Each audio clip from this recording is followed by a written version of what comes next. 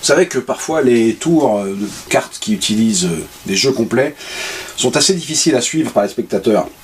Simplement parce qu'il y a trop de cartes. 52, vous imaginez? Alors bon, moi j'aime bien ce tour-là parce qu'en fait, il n'utilise que très peu de cartes. 1, 2, 3, 4 cartes.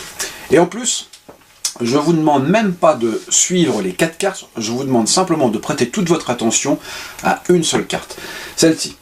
Là, pour l'instant, elle est en dessous, mais si j'inverse l'ordre des cartes pour la mettre sur le dessus du paquet, il se passe un truc très particulier si je prends à nouveau le 2 de cœur pour le mettre en dessous, parce que, tac, instantanément, le 2 de cœur remonte.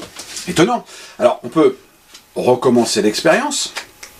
Je viens de le mettre en dessous, clac. Déjà, il est sur le dessus. Si j'essaye de le mettre au milieu du paquet, et bien paf, le 2 de cœur est déjà sur le dessus. Une carte très ambitieuse en fait, qui veut tout le temps être vue par les spectateurs. Alors, je peux essayer de poser à l'écart le 2 de cœur, mais clac, aussitôt, il saute dans le paquet pour revenir à la vue de tout le monde.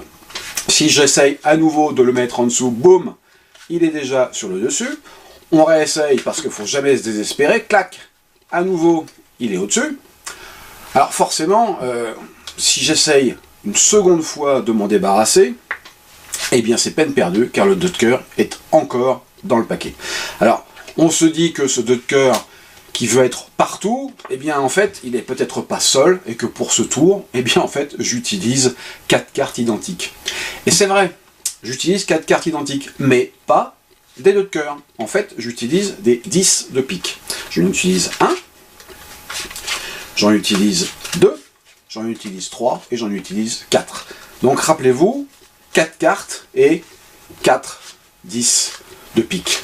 Alors vous allez me dire, mais alors ce tour-là, ça s'appelle le tour des 4 10 de pique. Non, non, non, pas du tout. Ce tour s'appelle en fait le tour des 4 dames, car j'en ai 1, 2,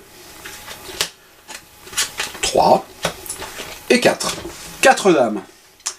Alors, laissez-moi vous parler un peu d'ailleurs de ces dames. Elles sont assez curieuses. Pas dans le sens qu'elles sont bizarres, étranges, non, non, elles sont curieuses. C'est-à-dire que elles ont envie de découvrir ce qui se passe autour d'elles. Et en plus, de le raconter pour faire savoir ce qui se passe autour d'elles. Regardez, par exemple, prenez le cas de la dame de carreau. Si je la mets dans ma poche, bien évidemment, il ne reste plus que 3 cartes dans ma main. Mais si je claque des doigts, instantanément, la dame de carreau revient pour raconter ce qu'elle a vu à ses copines dans ma poche. Alors, on peut par exemple claquer à nouveau des doigts, et là on s'aperçoit qu'une nouvelle dame a disparu, et c'est très simple, elle est allée voir dans ma poche ce que l'autre avait découvert.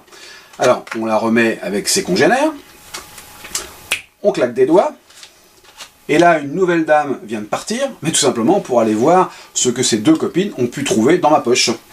On la remet sur le paquet, donc rappelez-vous, on claque des doigts, et là, une nouvelle dame vient encore d'aller se balader, et on la retrouve dans ma poche.